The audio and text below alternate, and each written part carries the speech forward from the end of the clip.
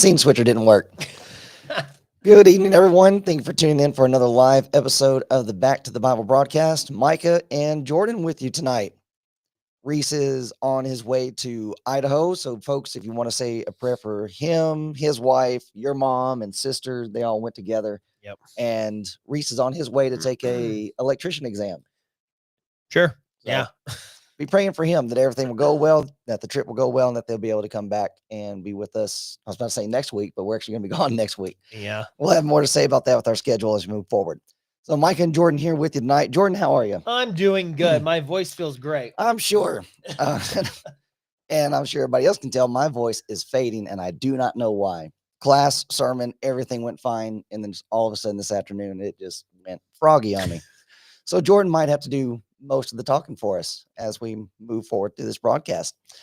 Hope you enjoy our fall background. It's the one Sunday that we get to use it because fall's going to be gone Oh, yeah. by the next time Yeah, that we come around. right. So, and all the women were yakking at us. Can we do something about your background and this, Yeah. that, and the other? Okay, Yeah.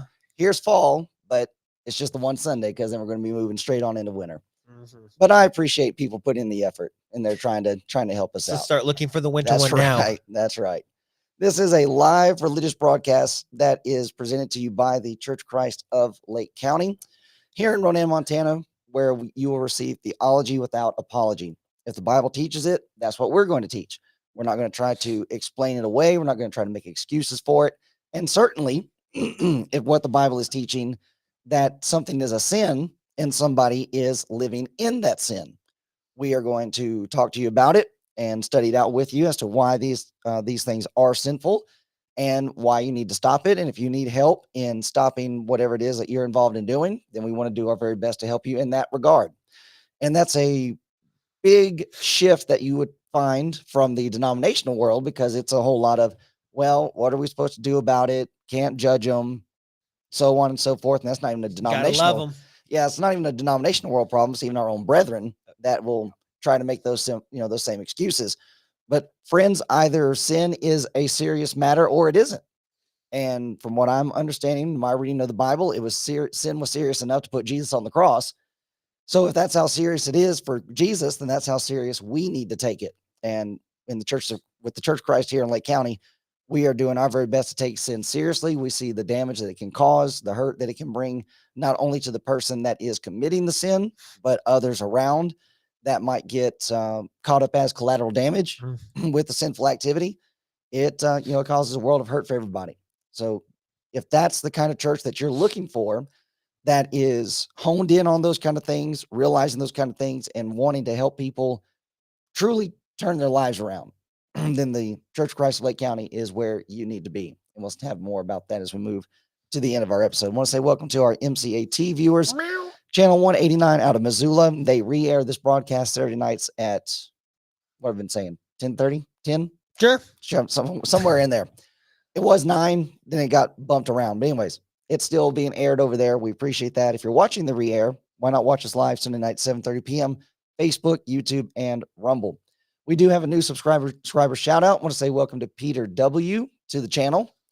Thank you for subscribing. Hopefully you have your notifications on and you're watching live with us now. And if you have a comment that you'd like to make in our question and answer, feel free to put that in the chat. Or as we we'll put the phone lines up pretty fast since we're doing question and answer.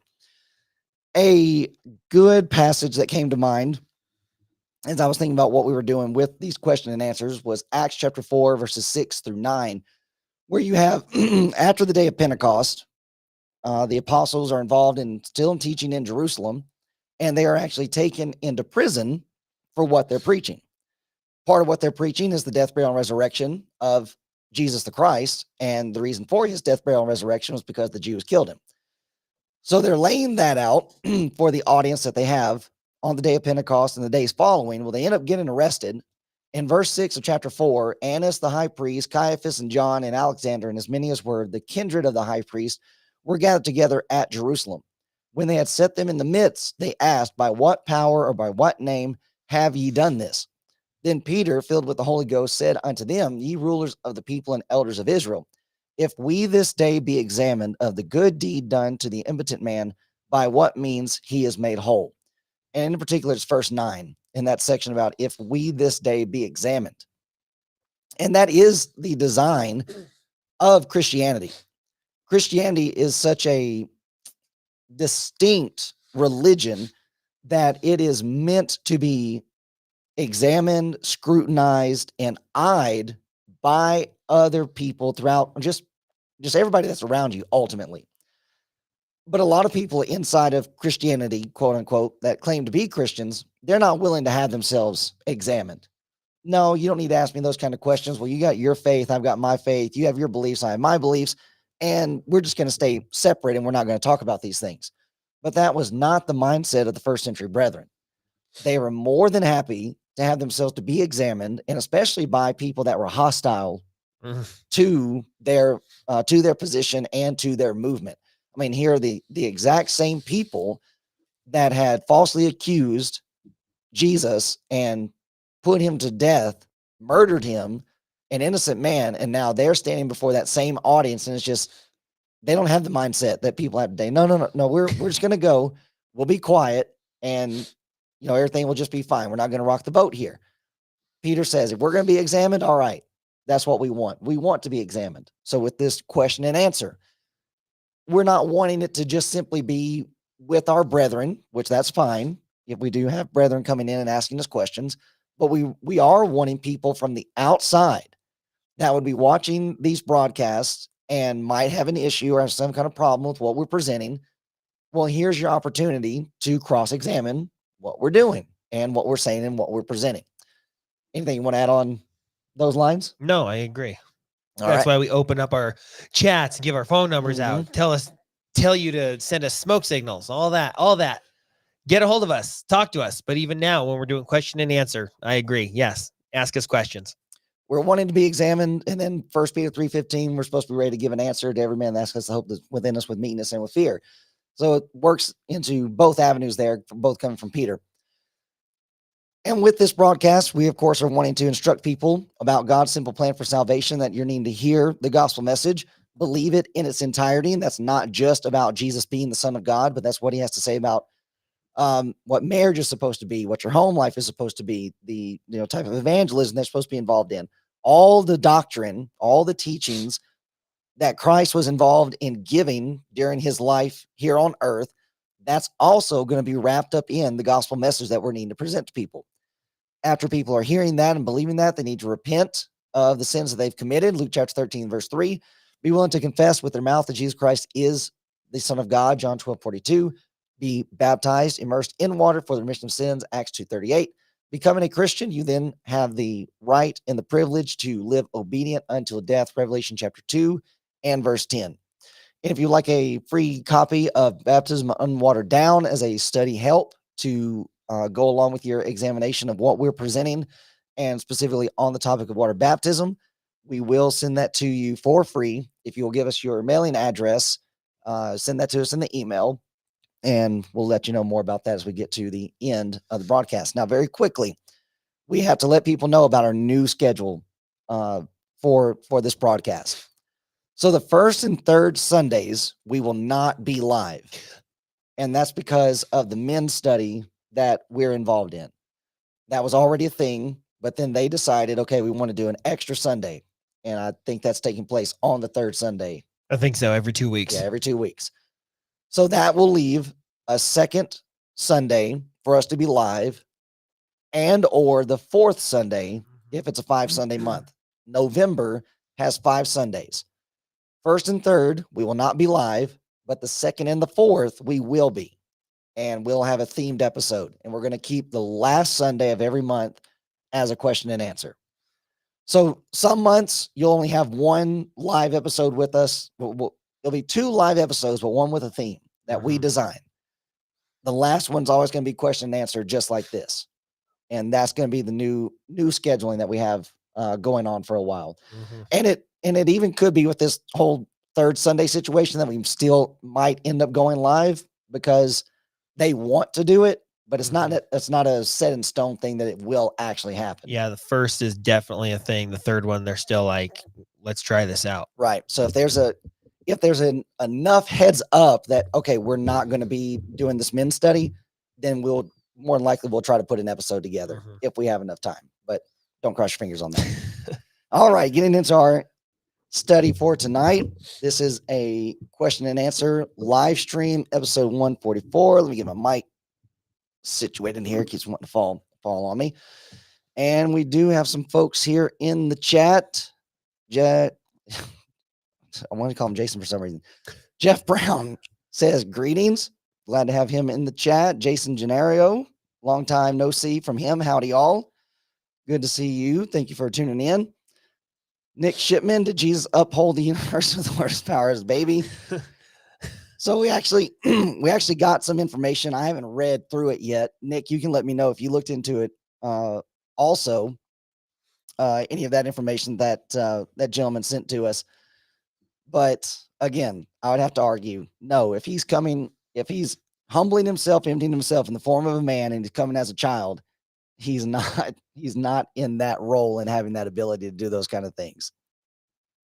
You want to add on onto that? No. Nope. Okay. Jason Gennario, Unwatered Down is a great book, and he can definitely speak to that because we sent him a copy of that, and also Jerry Moffat's book on water baptism, and it helped him out a great deal. And he obeyed the gospel. He and his wife. And Jason, did your daughters obey the gospel too? Can't remember. I know for sure he and his wife ended up obeying the gospel from that and watching us and some other brethren as well. Nick Mason in the chat saying good evening. So if Nick Mason is in the chat, does that mean we don't get to hear his voice through phone call? Oh, man. That's no good. No, it doesn't matter. It's however you want to let yourself be known to us, you're more than welcome to do that. All right, this is question and answer. So we're waiting for some questions. Unless Jordan, you have one. No, I don't. I know that Maddie had one last time that we weren't able to get to. Oh, really? Oh, yeah. Did she put it in the chat? Yeah, she did. But I can't remember how it was phrased. So if she's listening, here's a test. Well, you know what episode it was. You just Now I want to know if she's listening. And Jason Gennario, yes, both of them. Okay, so Jason, his wife, and both daughters ended up obeying the gospel after reading through Baptism Unwatered Down. And I will admit, Baptism Unwatered Down, it reads like a textbook, but that is a very helpful way in going through and dealing with an examination of that topic, because there's a lot of cross-examination from what a particular text, and that's what he does in the book, where in Matthew 28, where it's talked about, he just deals with that chapter specifically. And here's all the different ways and all the different angles and all the different avenues that from within Matthew 28 deals with the topic of water baptism. And then at the end of the chapter, he addresses and brings out, well, here's what denominational people will say to try to go against water baptism in this particular chapter. So not only, it's kind of like what we're doing on this broadcast, but just in book form. Not only are you being presented with, well, here's what the Bible teaches and what we understand the Bible teaches, but then we'll also give you the other side of it as to what people would say about it also. All right, Maddie says she's watching. So does she have the question fresh on her mind? Did you go and find it? It won't let me. I'm not sure how to. I'm a boomer here. Open up the live questions, because that's where it was. She's quoting Monsters Inc. Always watching. Please hold. She's typing.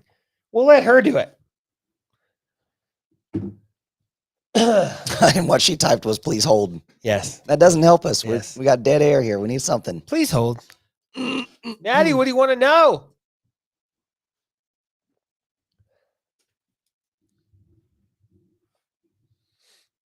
I am wishing I went and looked your cough drops. You can go now. I know they're not there. It's just my brain just keeps telling me your throat needs something, but I know we don't have anything. That's what I was thinking. Dun, dun, dun, da, da, da, da, da, da, da, da, da, da, da, da, da. Da, da, da, da, da, da, da, da, da. Oh, well, we did have somebody from the last episode Mhm. ask for follow-up and a clarification about the whole Lord's Supper. So I guess we could dive into that real quick. Okay. All right. So this is from a member of the church. His name is Harvey. I was hoping that you could help me understand on the subject discussed around the Lord's Supper. You guys were discussing this topic, and I was a little confused.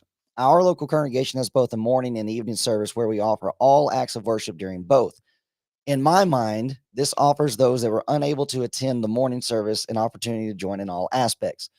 In the evening service, only those that were not able to partake in the Lord's Supper that morning partake in the evening. They also give this offering around the same time without the others. So, right there is a bit of a contradiction because you're not doing everything together.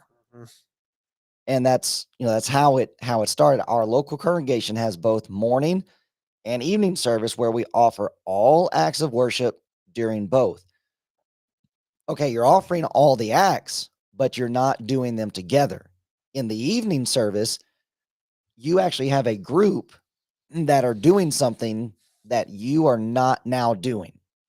So that's part of the issue, that you're losing part of that aspect in, well, we were all here in one place partaking of this, like Paul said we're supposed to in 1 Corinthians 11. Where were you? Now, again, if it's a legitimate reason, sickness, off on, trip, travel, what have you, which of course with a trip and a travel, you should still try to find somewhere faithful brethren that you can assemble so that you can partake of the Lord's Supper with them.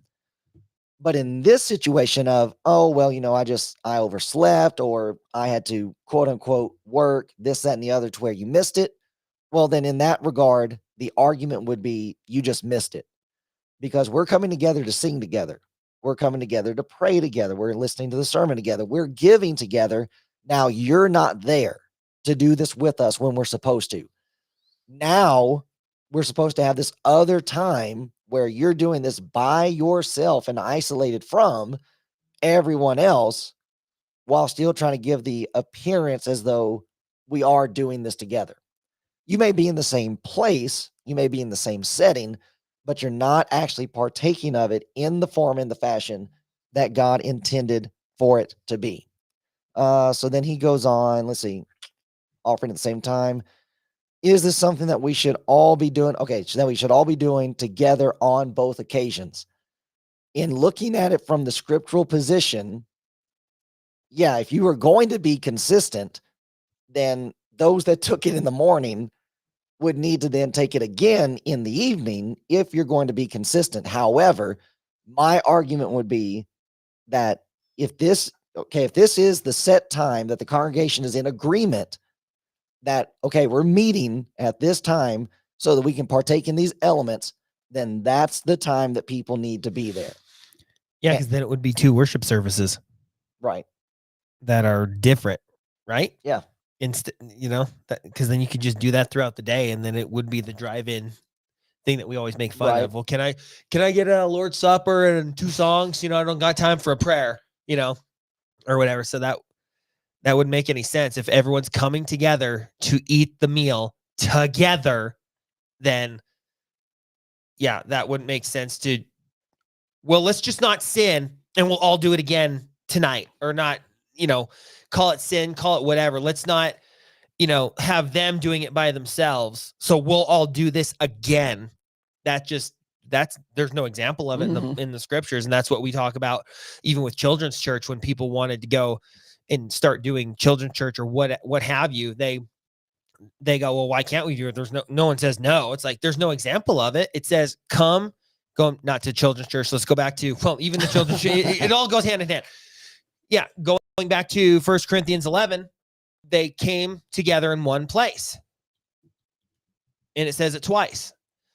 And it's for this purpose.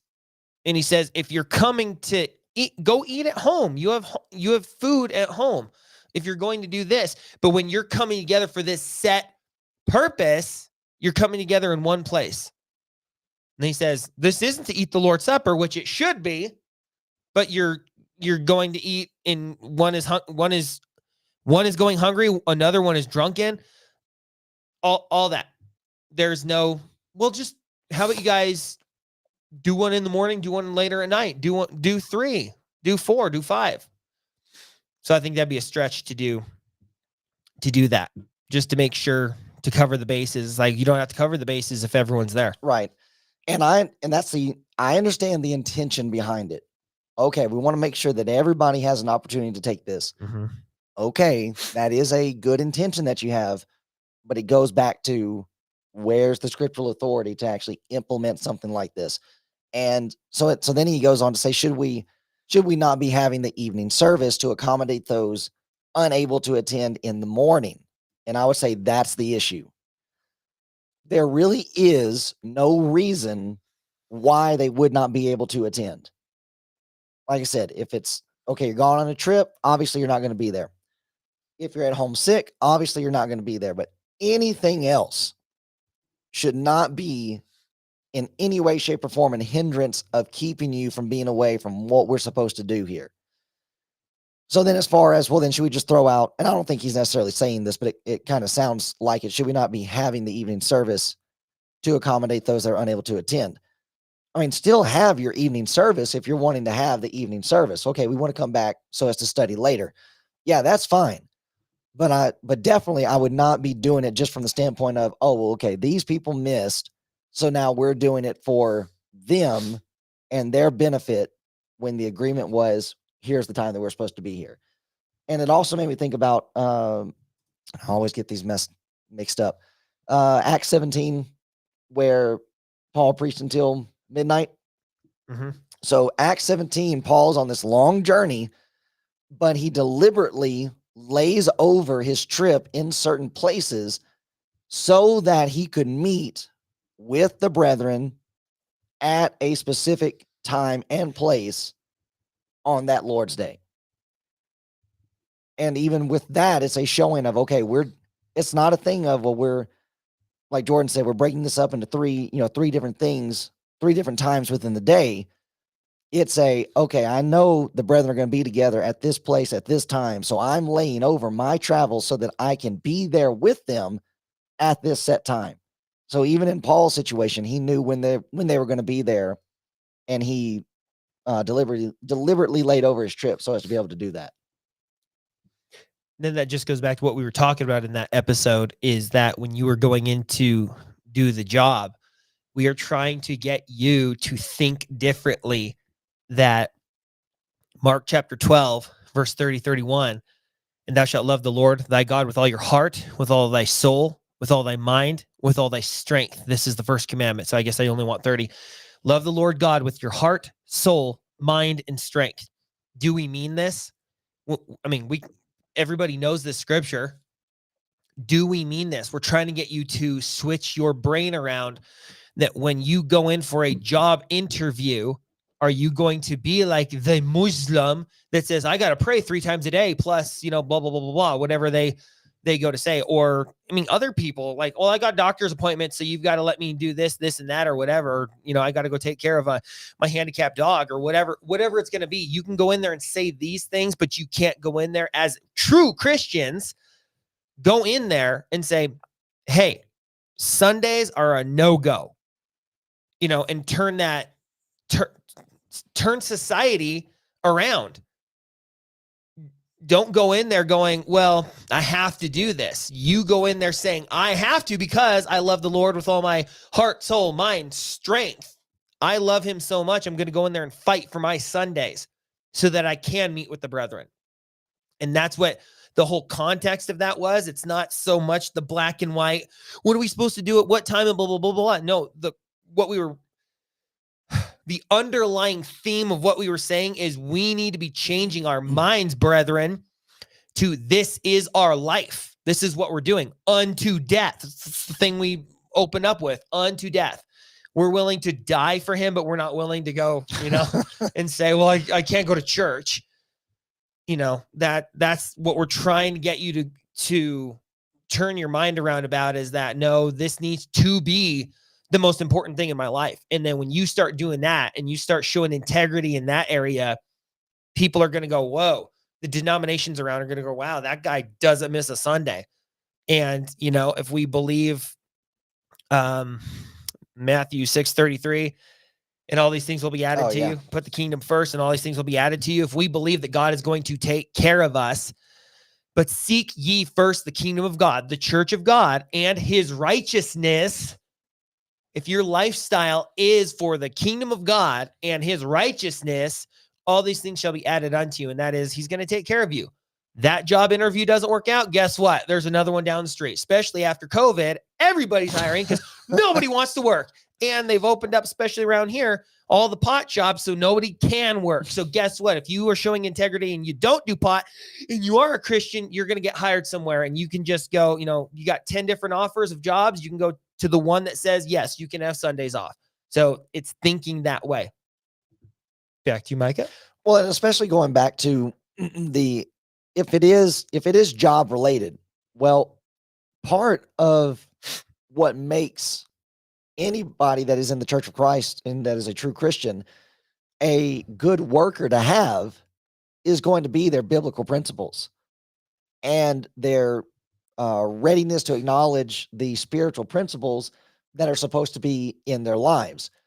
So then, if you are going to continue to be a good employee, it would behoove your employer to let you loose and let you go to church, because that's the place where you're getting what you need so as to be a good employee. So it's not a situation of like, okay, I'm trying to get away from doing what my employer wants. It's a situation of, if you want me to continue to be a good worker, then here's what you need to do for me, because here's the instruction. Here's what I'm needing. Here's what I'm needing to hear on a weekly basis so that I can be the kind of employee that you need me to be.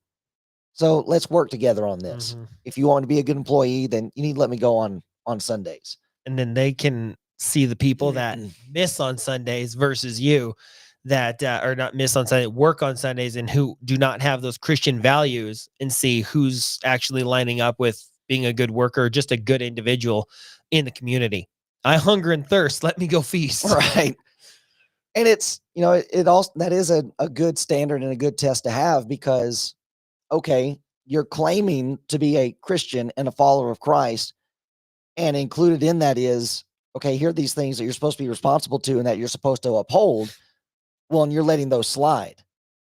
Why would I then think that you're going to uphold any of your other responsibilities in the same way when you're letting this go by the wayside? So it ends up being it's not even a catch-22, but it ends up becoming where your actions end up speaking louder than the words that you're presenting, and it shows something deeper about your character in that, oh yeah, I'm devoted and I'm going to stick with it no matter what. And it's like, okay, I see what you're doing with church and what you believe there and how you're willing to sacrifice that for a paycheck. What then would cause me to think that you're actually going to be devoted to this job and that you're not going to end up sacrificing this for something else? And that's from the employer's point of view? Yeah. Yeah, because then you have not just the employer's point of view, but then you have your brethren saying that, okay, well, they're not going to make it. So, what are you going to do? Don't be afraid of the camera. Thank you. My wife. We've got a roadie here. Yay. Nice. Where'd these come from? They're poison. I hope not. Well, they probably Walk are. Quieter, please. She's a former sword. She doesn't have a problem being quiet. Oh man. Okay. All right. I think that's all I got on that. Yeah, me too. All right. Well, before we get to Maddie's, Nick Shipman's got another joke for us. Probably gets in trouble. Quote, "Can I get the gluten-free body of Christ and the diet blood of our Lord to go, please?" Oh man. Oh, good. Yes. But that is, that unfortunately is the way that a lot of people want to treat Christianity and religion. It's just, let's get in here, let's get it done. Everything's on a time schedule. Now, granted, I'm sure there's a lot of people that if they were to come and visit with us, they get super agitated because, Oh yeah. I mean, we didn't get started today till 12:30. 12:30, so I was preaching by 1, Yeah. and but that's just because we don't pay attention to the clock. Mm-hmm. This is the Lord's day. This is the day that we're supposed to be for sure coming together, spending time together, edifying, uplifting, and encouraging each other. How are we supposed to do that to its fullest degree if we're just, okay, we're here for a couple of hours and then that's just done? Like, is that really the relationship that we have with each other? Okay, I can only tolerate you for 2 hours, and when that 2 hours is done, buddy, I got to go. Yeah, and I've been in those congregations, and everything's lacking. So that's why I can tell when people are asking certain types of questions or talking to us about certain things. Like, I can tell what kind of congregation you are in because I came from one of those with no love. Even though they wanted to preach love, there's no real love there. And outside of Sundays, you didn't see anybody. And even on Sundays, you barely saw them because there's like, oh, I'm late, but we're going to come in and just take the Lord's Supper and then get out of here. And that was it, because I got to get back to work or whatever, even though that they were drinking during the rest of the week. So it's like, yeah, no. A lot of problems. Harvey says, thanks for the clarification. Hey, you're more than welcome. Thank you for watching with us. All right, ready to get to Maddie? I guess. All right, this is Madeline, Jordan's sister. Little sister? Yeah. Yes, sister. my employee. Yeah, that's right. So be careful with the questions that you ask. If they're too hard, you might get a hard day at work tomorrow. But Maddie asked, how does the devil tempt us? How does he influence us to sin? All right, Jordan, this is actually something we've already talked about in class. So, oh, man. I think it was actually in the ways. Yeah, it was in the ways of the wanderers. And I don't remember it. Uh-oh. Because we were talking about this at work, me and Madeline, and I couldn't answer it. So I said, you know what? We've got this question and answer. You should send in for that, and I'll just watch Mike answer it. Oh, man. Yeah. Well, you knew it was coming. Did you do any extra study on it? My throat is... Oh, Jordan. I do study the Bible. You knew it was coming, and you still... I wanted to hear you. You still didn't study ahead. I wanted to hear you. Your lovely voice. Yeah. Oh, man. Okay. So I'm looking for it here in my scriptures.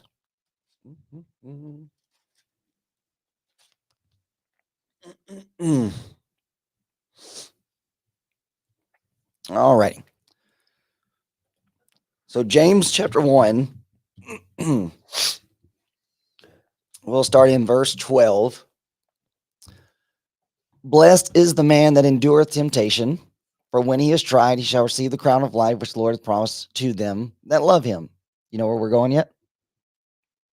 No.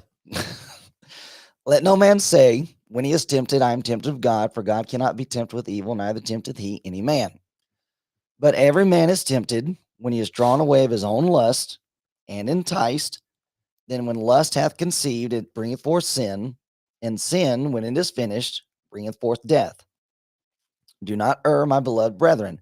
Every good gift and every perfect gift is from above, and cometh down from the Father of lights, with whom is no variableness, nor the shadow of turning. Of his own will begat he us with the word of truth, that we should be a kind of first fruits of his creatures.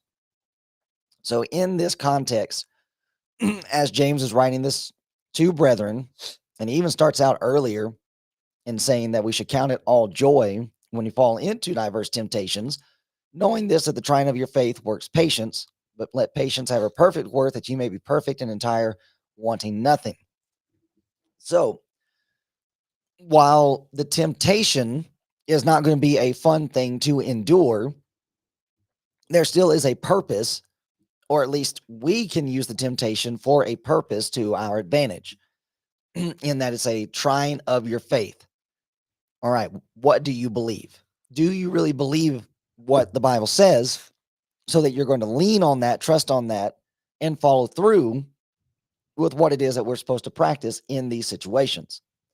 Now, as far as to where do the temptations come from, how does the devil tempt us? How does he influence us to sin? this section in James actually gives some really good help against the Calvinist idea that, well, we're just born depraved and that these things, these temptations actually come from within us. That's not what James is describing here. In fact, what James is describing is that all of this is external. All of this is coming from the outside of the person. Now, it is a lust that you have, but you're being enticed by something. And if memory serves me correctly, that word for enticed is right, to entrap, to allure, beguile, entice, and it comes from this Greek word dolos, meaning to decoy, a trick, bait, figuratively, wile, craft, deceit, guile, subtlety.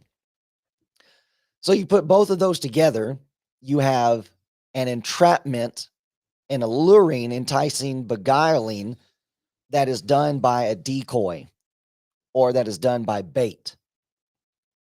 So what the picture is here is similar to temptation working like a mousetrap. And the enticement would be the cheese that's on the actual piece of the mousetrap that would move, that would then spring so as to get you into trouble. And then the depiction is in verse 15, then when lust hath conceived, it brings forth sin. Sin, when it is finished, brings forth death. So it starts by a desire that you have. Now, that desire may not be sinful within itself, but when it is wrapped up and baited up in a certain way, so as to try to entice you and to lead you into where it would then become sin, is where the issue comes into play. And a good example of that would be when it comes to the situation with money.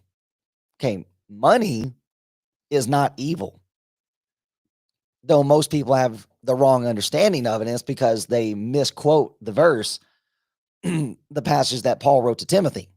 Paul did not write to Timothy that money is evil. Paul wrote to Timothy that the love of money is evil. That's the root of all evil. That's where the enticement, the trickery, and the baiting comes into play. Is that, well, okay, if I could just get more money, then my problems are going to be solved. That's what's going to fix whatever's going on in my life. No, that's not what's going to fix it. You can have plenty of money and still have plenty of problems. If you are a covetous, selfish person that's actually not going to be involved in using your riches, and Paul writes that also to Timothy, that the rich of this world are need to be willing to dispense of their goods so as to be willing to help others that are in need. So there is where the enticement comes in. Well, if I get more money, it'll get me more influence, bring me more power, bring me more things. That's where money gets you into trouble. Money's not bad. You can use that for good purposes. That's the same situation here. We have certain desires. The desire within self is not sinful, but it gets dolled up and painted up just like a fishing lure does. You got to use, every fishing lure does not work on every kind of fish. There are certain fish, they like certain colors and they like certain shapes. And even then, with the lure, you have to make it move in a certain way. Some fish, they like to be enticed, but other fish, I think maybe it's salmon or something like that, you actually have to get them agitated. So you have to make that lure move in a certain way so as to get the fish to react. Well, that's what happens with us when it comes to lust and the desires that we have and enticements and temptations that are thrown out there at us. The devil knows what he's doing. The devil knows what buttons to push when it comes to dealing with us. And I guess that's the actual question, is how does it work? And do we just not know that? Because that was the question we were having while we were working. She was talking. It wasn't so much this answer, because we all know that we are tempted by something somewhere. But then, because the answer I gave was, well, the only, as we've talked about before, is the curtain gets pulled back for us in Job to where we get to actually see, okay, here's the devil coming before God, and they're having a conversation that's like, okay, go do this or whatever, however it, transpires.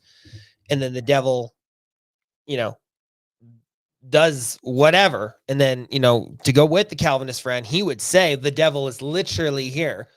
So if we're seeing a lot of bad stuff happening in Brazil, well, the devil's over there and physically in Brazil. Mm-hmm. So there's that. How does the temptation happen? How, I know it plays on our lusts, but how does the devil work? How is he allowed to work? Can we answer that? I don't know. Can we? I don't know.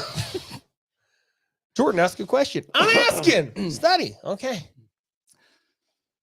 Well, number one, I would just like to say for you guys to say about me asking questions Yes. and how I don't ask questions well, this is actually a pretty good example of not asking a question well, because I did not get any of that from what Maddie was asking. Okay. All so right. just wanted to throw that out there. Okay. The next All right. next time somebody Okay. feels a little funny about me asking questions. Okay. All right. So then to that aspect, so specifically about the devil tempting us. Mhm. All right. Okay. So when it comes to evil people doing evil things, is it necessarily always a situation where the devil is making them do that? Or is it not just a situation of, okay, here's Galatians 5, here's the works of the flesh. We know what those are and we're supposed to stay away from them. But then people just don't.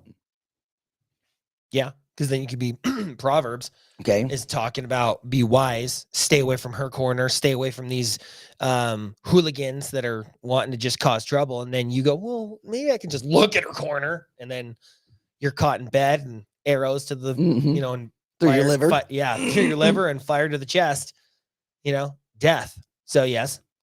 Okay.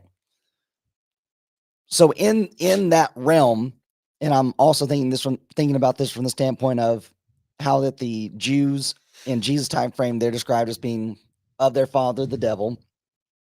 They were described as being serpents that would be crushed under the foot of the church in Romans chapter 16.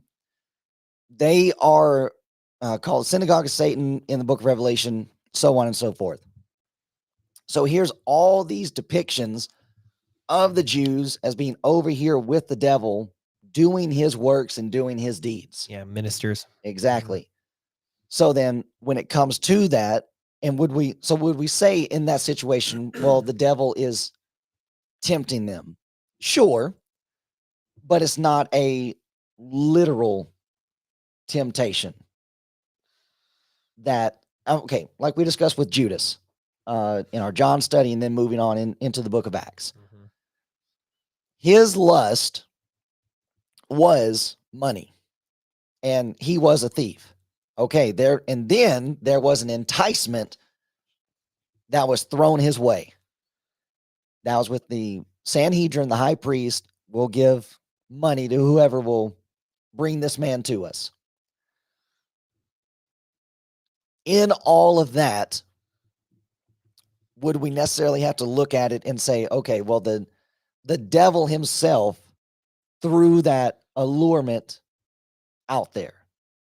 No, he didn't literally have to do it. However, that is the kind of stuff that his followers, people that are walking in the flesh, are going to be involved in doing. So a portion of this is going to have to be that you are just going to have to know yourself.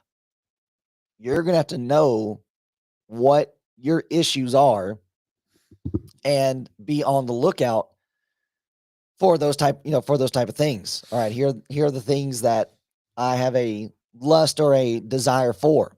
And it doesn't even have to necessarily be any kind of like outspoken kind of attribute.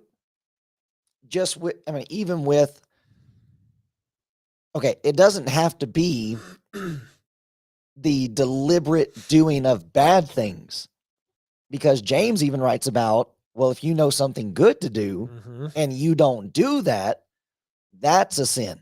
mhm. So it doesn't have to be this thing of, okay, well, my problem is fornication, drinking, or smoking, or what have you. It doesn't even have to necessarily be any of that. It could be withholding. Okay, here's something good that I know that I need to do, but I'm not doing that. Well, then what's the lust there and the enticement so as to keep quiet? Well, I don't want to make this person upset, or I don't want to have them look at me funny, or just, what have you. All right, there's a different form of temptation and an influence that would be coming in so that you would actually end up committing a sin. Now, however, like we're saying, is it the case that the devil is just throwing these out there for you to trip over? I wouldn't argue that necessarily. That these are just, I mean, it's what class was it that we're talking about? Everyday events. Can't remember. These are these are everyday events, everyday situations, but you're needing to look at them as though they are life altering situations. Was that in Acts? No, I it, didn't think so. yeah, it had to be towards the end of John. That's gonna drive me crazy now because it was a really good point. Oh, so yeah, that would be my response to to that level of question. Should we give the devil the blame for these things? Yeah, absolutely, because this is his territory. This is his encampment. However, when it comes down to it, it's not him personally roaming about throwing these things out here. These are just, a lot of this stuff is stuff that we just come across and stumble upon going along your everyday routines. I mean, okay, for that matter, David seeing Bathsheba on the roof. The devil did not throw Bathsheba out there taking a bath and deliberately put David up there on the roof. He was somewhere he wasn't supposed to be. There was time of war. He should have been out there, but instead he was in his castle. She was in a place that is known, I'm sure, for people to bathe. So it's like, okay, stay away from that area. So Proverbs comes into play. If I know this is what's going on over here, then I don't need to be up on my roof looking in this direction. And it's just, all right, you're up on your roof and there's a woman bathing. Just what are the chances? Pretty slim, but during that time frame, it happens. All right, that's an everyday situation, everyday event. I wish I could remember the actual one that we use for application. But yeah, so you got anything on that vein? No, I agree. That's kind of, I think it's the more mystical side of it. How does he actually do it? Mhm. So it's like, okay, David sinned. We would say the devil is trying to get us to sin in whatever way he does. How, like, at what point, how far back? I mean, David should have been at war. David should have, Bathsheba should have, blah, blah, blah. When does it start? How does the devil, I see the question that Alex S asks, would it be like Wormtongue from Lord of the Rings? Is that what's going on? It's like, I wouldn't, I don't think that it's like that, but how does it happen? Because it's like, okay, well, Job, the curtain's pulled back and this activity is happening behind the scenes. Mhm. But I don't know if it's something we can go out there without going, oh yeah, and making a new doctrine. Well, and I guess too that would also fit into alignment with what we were talking about in our Acts class about providence. And okay, if God is interweaving everyday events, maybe that was the context. So then it would be Acts, right? I don't know. But anyways, We'll just say yes. yeah. So if God is able to work things out by his design without having to use miracles, but just what would seem to be everyday situations and everyday happenings, then could it not also be the case that the devil would be allowed, because that's how it was in Job. He was not just doing things that he wanted to do. He was actually having to ask for permission before doing anything to Job. So then if the devil is allowed to then maneuver and weave certain situations to where, all right, here is temptation that's being thrown out. Let's see what happens. All right. I could possibly see that too, but it would, but there again, just like in our class, in trying to say for us today, okay, put my thumb on it. I 100% know that God did this. I can't do that. Yeah. So then to turn around, I 100% know the devil did this. Can't say that either. Okay. But I can see the possibility if we're looking at it from that standpoint. And then if we add in there Paul's discussion of your faith being hay, stubble, or gold or silver. Oh, in 1 Corinthians? Yes, it would need to be refined, or it would need to be tested. All right, how is your faith? You know, so because that's why James starts out saying, you know, this is a great thing, you know, or be joyful when diverse temptations come, because then when you endure, well, up there he says, patience has its perfect way with you, or however it's said, and then later on it says that you will have the crown of life. So right there at the end of number 1, I can't remember, it's right in there, but whoever endures will receive the crown of life. Oh, were you saying earlier? I don't remember. I got lost. Me too. But anyways, yeah, just letting patience have its way, then okay, God's allowing this to happen. God's allowing the devil to tempt you, or however it works. Because, blessed is the man that endureth temptation. So it is 12. So you started there. For when he is tried, he shall receive the crown of life, which the Lord hath promised to them that love him. So, yeah, it proves that you love him. Okay. And then, you know, then also thinking about it, I mean, the devil literally showing up and tempting Jesus those 40 days in the wilderness. Now, do I think that that's happening with anybody today? No. But there again, that I would argue that still fits into the description as to what's going on here, in that a person is drawn away of his own lust. Mm-hmm. So what was the devil using at that time to try to entice Jesus so as to have him sin? Well, he's hungry. So the first temptation, enticement, was, we'll turn these stones into bread. Well, no, I can't do that, because it's not, you know, it's not fitting for man to live by bread alone, but by every word that proceeds out of the mouth of God. God hasn't told me to do this, so therefore I'm not going to do it. Mm-hmm.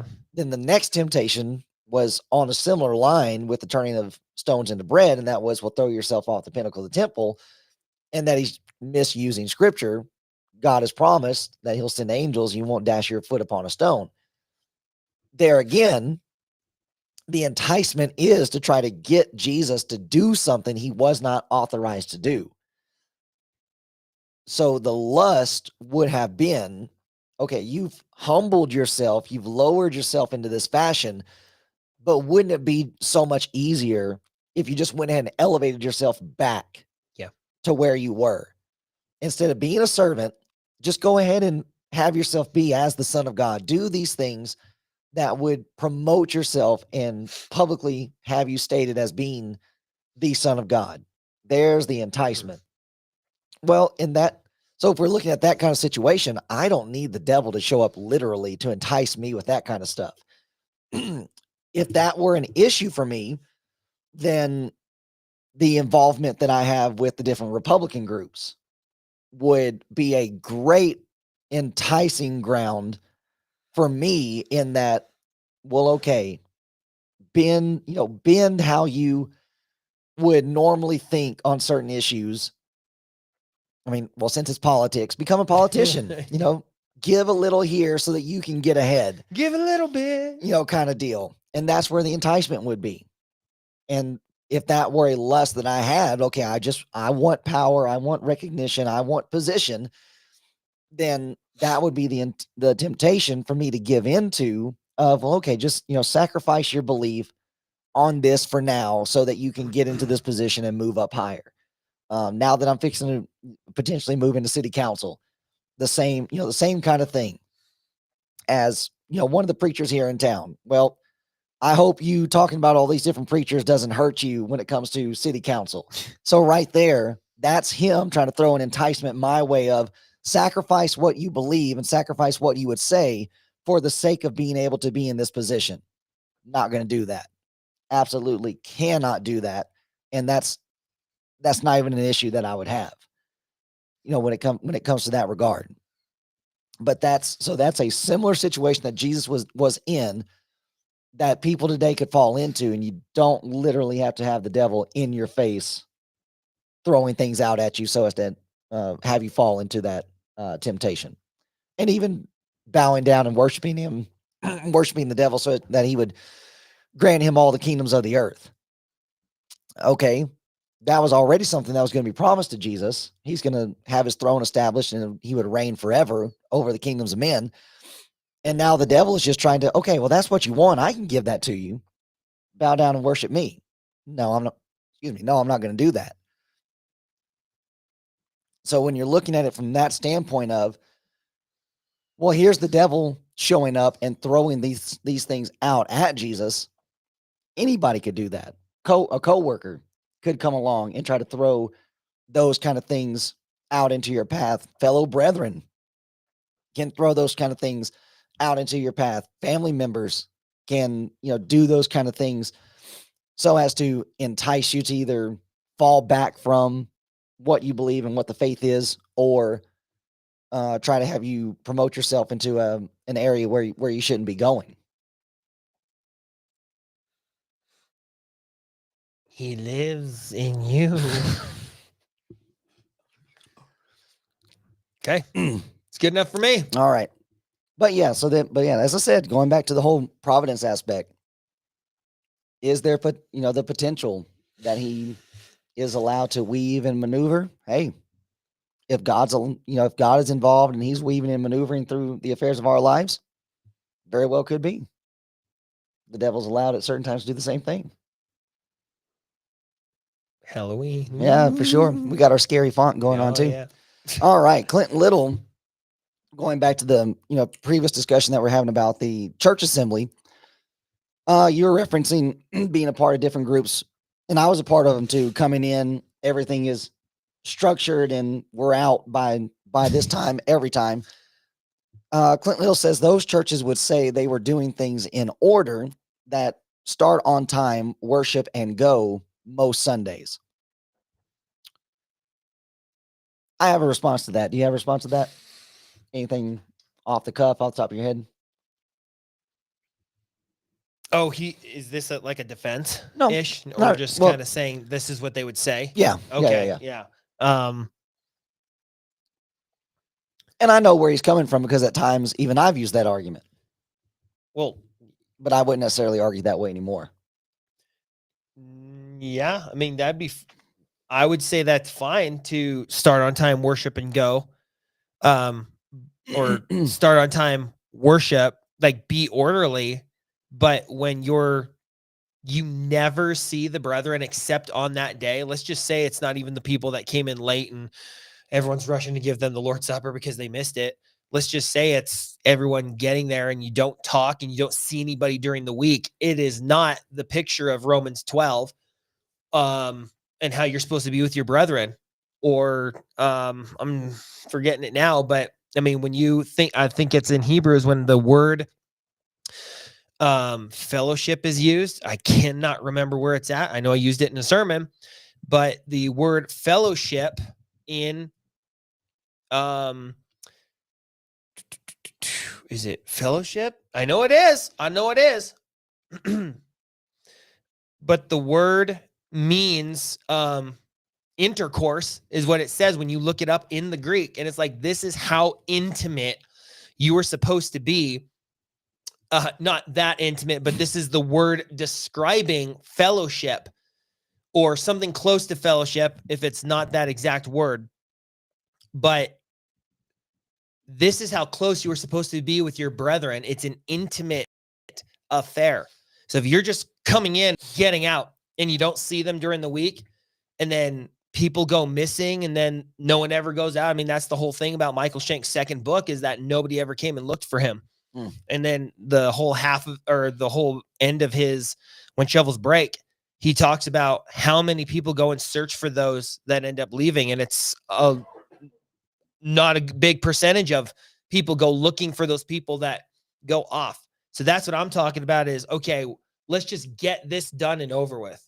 I'm not saying, okay, you've got to, every once in a while something happens, but if it is the day of the Lord, I mean, Sundays are pretty much the day of the Lord for us. We get a lunch break and then we come here and we're doing this or the men's Bible study. That's just it.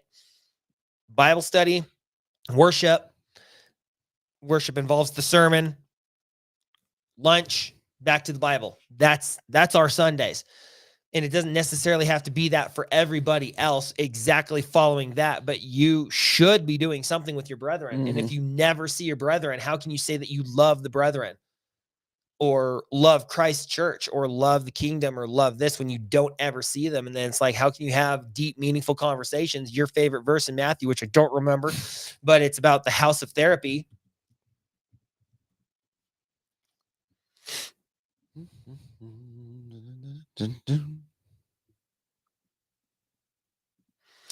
But the house of therapy, house of therapia, and how the Lord's church is supposed to be a place that you go to get your therapy sessions. You're supposed to trust the brethren.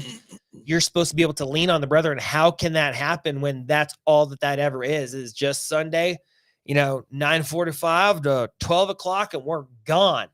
That's what I'm talking about. So that's my answer to that. Before I drag on, but I digressed. And it was Matthew 24:45.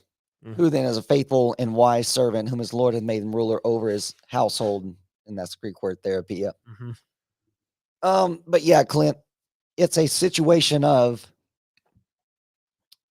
our brethren have turned, we've got too many managers over the church. And that they're now wanting the church to run like a business ought to run. And that's not how the first century church was run. Acts chapter 2, after they obeyed the gospel, they are daily with each other. And they're involved in doing stuff. Breaking of bread, house to house, going through and doing things together. And then, again, Acts 17, for Paul to start preaching, and he preaches until midnight. I would argue that is not a surprise to them. And then even the fact that the brethren went along with it. And it's just, okay, why would you go along with that? Well, we have Paul here. We haven't seen Paul in forever. So not only are we together on the Lord's Day and that we're worshiping together, but now we have the opportunity to listen to Paul, who we haven't heard in such a long time. Acts 20, by the way. 2017? Yes. Okay. No, 27. Okay, that's where the 7 coming in.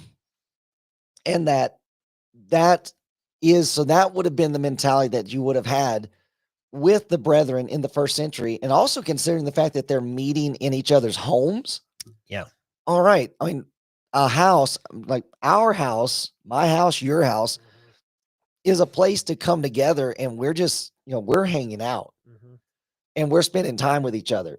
And so even when we were having church services in your house, it wasn't like there wasn't that feeling of, oh, okay, we got to rush and go home, because we're already in a comfortable place. And that we would sit around your dining room table, and then once everything was done, we would we'd usually eat together, but then we might go sit outside and just continue talking. Yeah. Continue talking and having fellowship with each other. It's like one group might be out in the yard, the other group might be in the living room. Women are in the kitchen. Yeah, we're just with, bare feet. And we're continuing with our time together.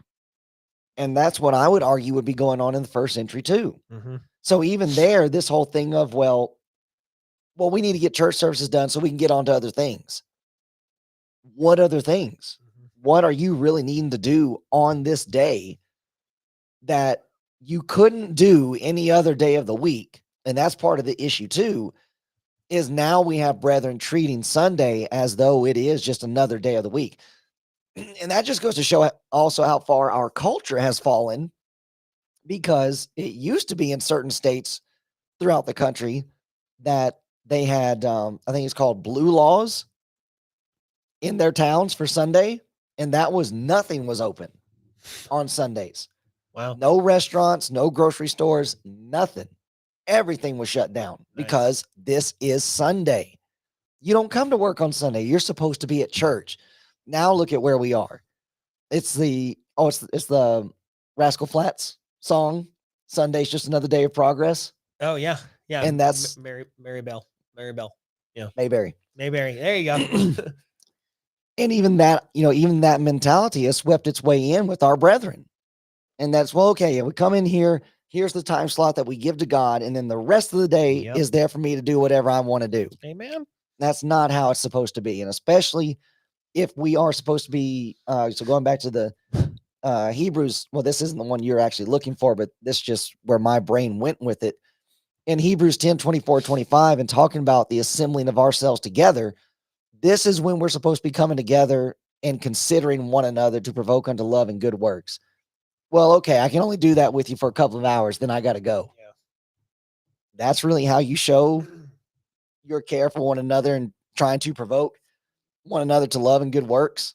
I cannot just set aside a full day or close to a full day. So even going back to what Jordan was saying about our Sundays and that we break for lunch, a lot of the times our lunch break doesn't come till like 2:00 Or 3. or 3. Yeah.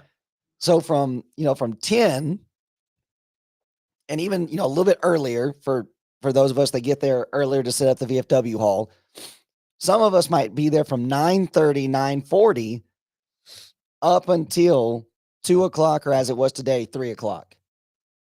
That's how much time we're spending together on a Sunday. And it's just because, we're still doing things decently and in order when it comes to our worship assembly, but we are not so concerned about what else is going on in the world to where she's like, okay, we got to get in here. We got to stick to this regiment so that we can get out and have people out by this certain time. That's just not the mindset that we have. And I don't see that mindset in the New Testament either. So it's just a situation that our American culture has made its way so much into the church that it's causing some problems. All right. So you got anything before we go on to the next section from No, Clint? sir. All right. So Clinton has a follow-up to that. Says, I agree with you. The business thing is prevalent. Churches should be very close from brother to brother and sister to sister. Every day, our brethren should be our friends through the week. Yeah, that is 100% true. And that's one of the things that I really appreciate with the group here. And of course, it makes it pretty easy because we all live really close to each other. Yeah. Less than a mile. Yeah, he's half a mile away from where we are. But even if we weren't, that would be, and that's even something that we've talked about, as different ones have talked about. We're looking at this house and possibly moving to this area. And the conversations have come up that, well, okay, what's that going to do to the closeness that we have if we end up moving into this, this other section that's a little bit further from town? Well, we would have to work around that and be willing to drive the extra little bit so as to be around each other like we need to be. We just need to move together. Oh, yeah. Start a compound. Exactly. All right. Harvey comes in. Sometimes I think some churches today get dangerously close to looking and acting like the denominations around them. Yes. For sure. And Amen. that's a common theme that we present regularly with our episodes, and that when we talk about certain things that go on with denominational groups, many times we can pull up illustrations and real life experiences that we've had with brethren. It's okay, yeah, here are these denominations doing this, but then turn around and here's brethren doing the exact same thing. And it is a scary thing. Worldliness creeping in, the false doctrines creeping in as well can fully happen. Anything you want to add on to that? What you digging into? I'm trying to find that word. Oh, okay. The fellowship word.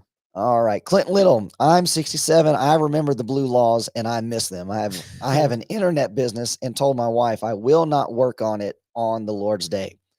And that's just the kind of boundaries that you have to set up for yourself. So right there would be the lust and the enticement. Your work, your business is not inherently sinful.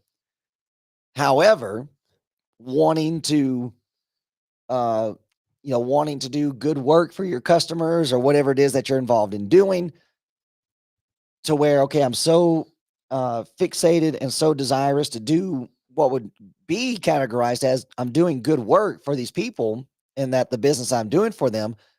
But if that's causing me to have to sacrifice these elements that God says that I need to be involved in, there again is another place where the temptation would come in that we would have to struggle against. And so even going back to that with the whole working on Sunday thing, that would be the enticement and the temptation. Well, I want to be a good employee. I want to do good for my job, so on and so forth. And like, well, yeah, that is true, but you're not needing to do that to the detriment of breaking God's commands and then hurting yourself spiritually, that you're not being fed as you're supposed to do with the assembly on the Lord's day. Done it yet? Nope. Okay. Anything you want to add to either one of those, Harvey or Clint?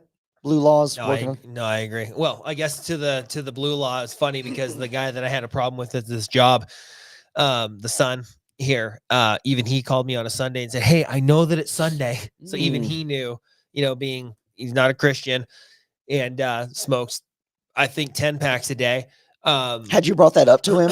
Like, hey, I just don't bother me on Sundays? No, but he knew I was but a Christian. He knew, okay. Yeah, he knew I was a Christian. He Okay. called me on a Sunday and said, "Hey, I just need to, let you know, this and that about the property or work on Monday." But he's like, "I know it's Sunday, but he said that's holy day. We're not supposed to be whatever." And it's like, I never even said anything to that. No, I'm not working Sunday, but yeah. People will recognize and they will Yeah. appreciate it. I mean, if you are a good worker and they realize, okay, he's a good worker because of this, then I'm going to respect this. And that's supposed to be the mindset of people anyways. Oh, we're supposed to respect everybody's beliefs, blah, blah, blah. Well, okay, if that is true, then here's my belief about Sunday, leave me alone. But yet how many people are ready to disrespect you over that? All right, got a new comment here from Jen. I don't think we've had Jen in the chat before. Welcome. Just Jen. Yeah, just Jen. Okay. Is there such a thing as placing membership to a congregation if I'm already a member of the body of Christ? Good question. All right. I'd say no, because you're added to the Lord's church.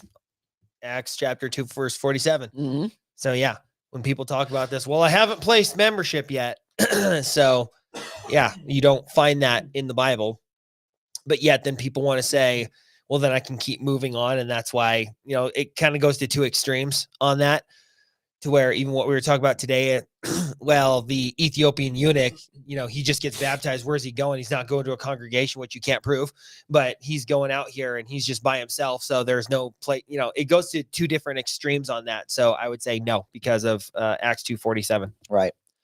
So wherever it is that you are obeying the gospel in that local congregation, it would automatically be assumed that, okay, this is where you're going to be.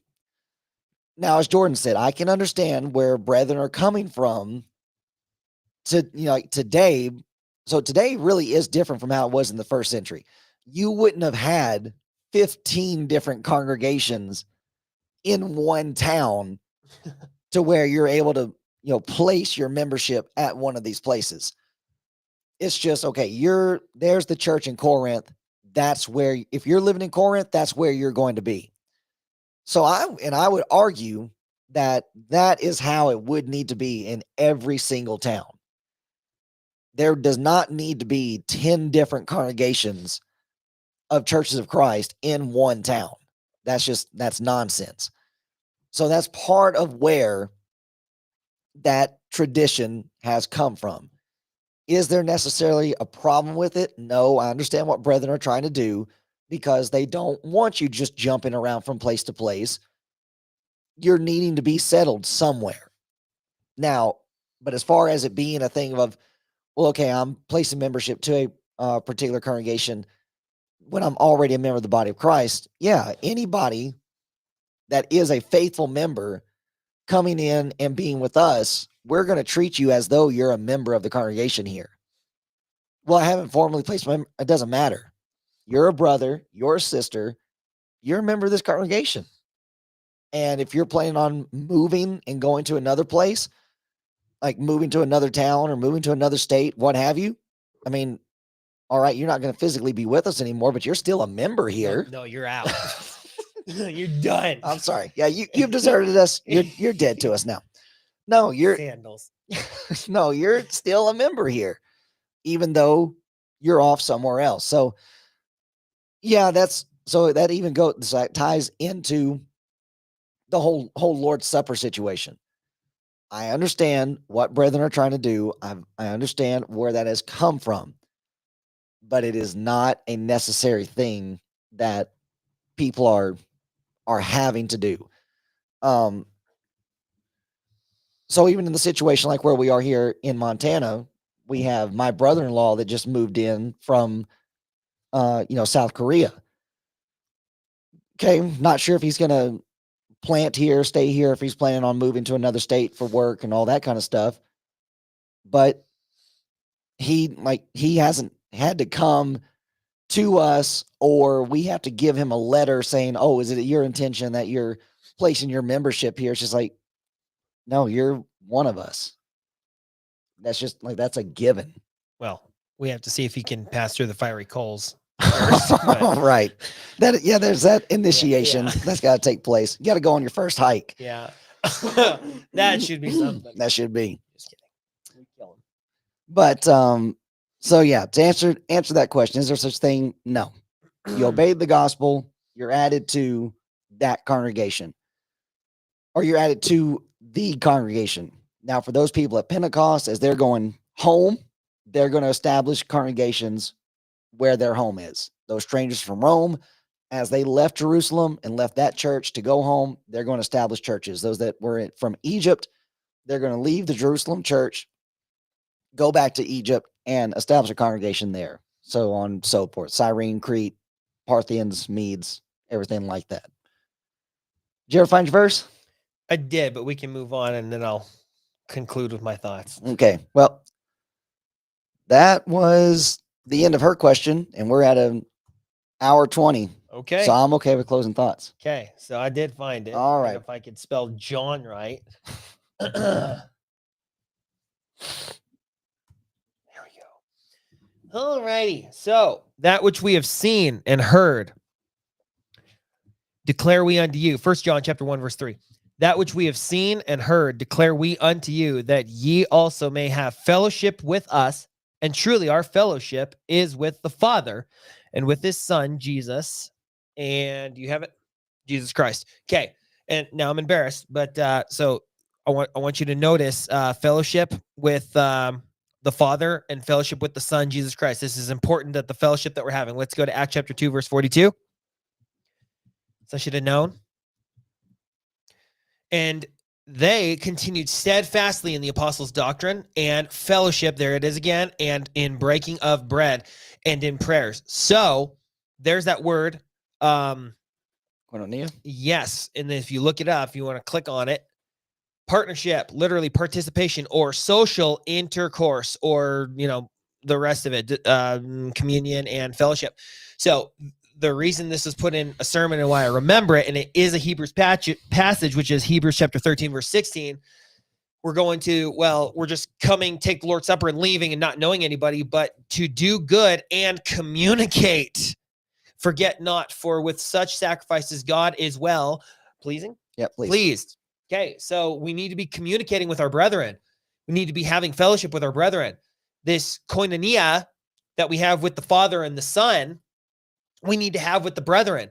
Social intercourse, that is deep connection with our Father, with our his Son, our Savior, Jesus Christ, the Christ, with the church. They were having it, and we need to be having this via communication. It's that same word. So that was, I remember the sermon is we need to be together, stressing that to our brethren, because there are a lot of people that go, I don't want to have this, or they don't think they can have it, or whatever. But yeah, so I found it. Very nice. Yeah. I don't know how to put a closing closing thought on that. You have any thoughts on that, Micah? Yeah. Just that it's good. Yeah, it is good because it's the word of God. Stitch that on a pillow. Koinonia. Well, and so, I mean, and there again, that just takes the idea of fellowship to a different, or not to a different, but to a deeper level. Yes. In that when we're coming together and we're worshiping, okay, that's fellowship, and that there's communication. We are in communication with God, we're in communication with each other.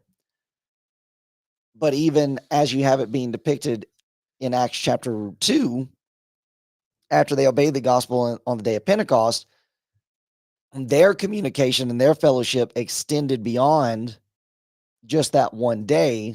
And that is daily in the temple, meeting the needs that other people had, and in the breaking of bread. So that's sharing in a meal together. And again, fellowship, koinonia, communication. And it's just, okay, we're coming together and we're checking in on each other. And it's not just this lazy American, hey, how you doing? Oh yeah, I'm fine. It's just, well, no, are you really fine? What's going on? I'm asking you because I really want to know what's going on, if something is going on. And that I have to be willing to give you the amount of time that you actually need, so as to make sure that you're getting the kind of care that you need. Which then goes to Jesus and how he just was willing to sacrifice his whole life. All right, my cousin just died. I need to go pray. Oh, there's a bunch of people that need me. Well, I'm going to go do that. And then he goes off to pray. Speaking of prayer, that's the last thing that is in that. And they continue steadfastly in the apostles' doctrine, fellowship, and in breaking of bread and in prayers. So you are bringing this, oh man, we're getting ostracized by the synagogue, and we're going to need prayers, and they're coming together. And you see later on chapters 4 and 5, how everyone's bringing their selling land and bringing gifts and everything they had to help everybody, because they're all in need now. And they're not going to have the system of the Jewish system. So yeah, they're going to need prayers for sure, which is definitely intimate. All right. Well, I think that's just a good place to end it. I will say to Brother Brown, it's not a thing that we didn't get your question. It is a situation of, since it is of a medical nature, I would like to talk to you privately about it first, just to get some more background information before we went off and just started, possibly shooting off from the hip and giving a response, and then it actually not be a very fitting or accurate response to either your situation or anybody else that might be listening. So it's not a thing that we didn't get it. It's a situation I want to try to get some more background information from you, if possible, on that matter, so that we can handle it correctly. And then Jen has a follow-up. When's the next Q&A? I closed my calendar. November 30th. November 30th is going to be the last Sunday of November. That'll be the next Q&A session. So everybody, there's your warning. There's your heads up. We'll have a turkey in the background. Oh yeah, there you go. Pilgrim. Hey, we'll dress up as pilgrims. Here we are, saying pilgrim. All righty. So there you go, Jen. That's when the next one will be. Okay. If that's all you got, that's all I got. That's all I got. We'll go to our outro and play, because I didn't have it prepped.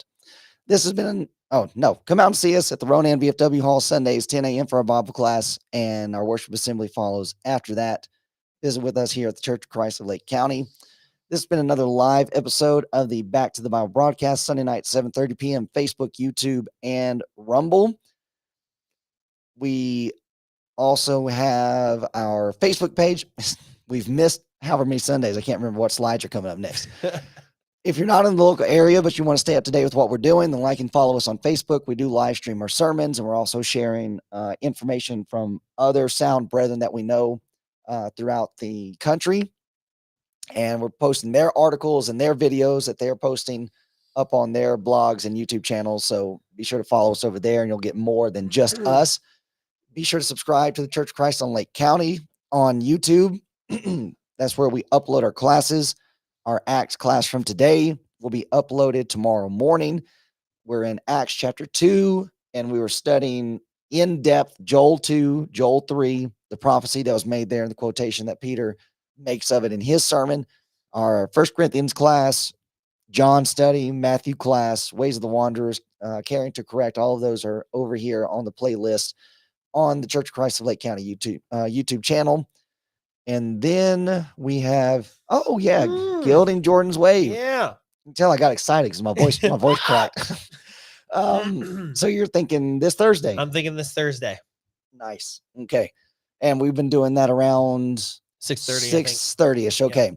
So this Thursday around 6:30, and we'll try to get a thumbnail announcement out for everybody, an event set up so you can go and like that and show your interest on that. And if you're notified or you have your bell turned on for our YouTube channel, you'll know when we go live.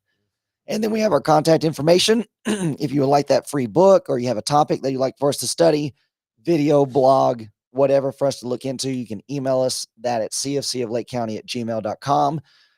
For our next question and answer session, if you want to get ahead and email us your question ahead of time, just send it to that email and put there in the topic that it's a question for the next question and answer episode, and we'll save that and bring it up at the appropriate time. If you would like to call us, talk to us, ask us a question, or just give us a uplifting message, you can call me at 434-429-5221. Or you can call Jordan at 406-499-1745, and I will speak for you, Micah. You can call Reese at 406-241-466. Is it 7? I think it's 7. I don't know. I don't call them that much. Oh, yeah, me neither. It's already programmed in my phone. Can you move? Are we gone? Nope. All right. 4667. Yeah, okay. I'm pretty sure. I hear him all the time say it, but yeah, 4667. All right. That's Good it. deal. Call Reese. Or you can message us on Facebook. All of our comment sections are open on our YouTube channels because we want the dialogue. We want this communication. We want to try to help as many people as we can study God's word and study it correctly so that people can have their sins forgiven and that we can work together, be in fellowship and unity as we await for our heavenly home. So, Jordan, thank you for being with me tonight. Thank you. And going through this. Oh, I want to say fun, but it's stressful for me because you never know what kind of questions are coming in. Yeah. You gotta be hitting on all cylinders, ready for whatever comes in. Is the devil like worm tongue? Right. He's like, all right. I wasn't expecting that kind of question, but hey, it's that was good. a good representation there. For sure. But it keeps you on your toes. So it's a good exercise for us. So thank you for being here. Thank you everybody watching and everybody that was engaging with us in the chat, asking your questions and making this another great question and answer time together. So we hope that you enjoyed your time with us. Hope you have a great night, rest of your week, and we will not see you next week because we'll have the men's study. But the week following, that's the 9th, November the 9th, we should be back here, should be live for another episode of Back to the Bible broadcast. So look forward to seeing you then. Have a great night. God bless.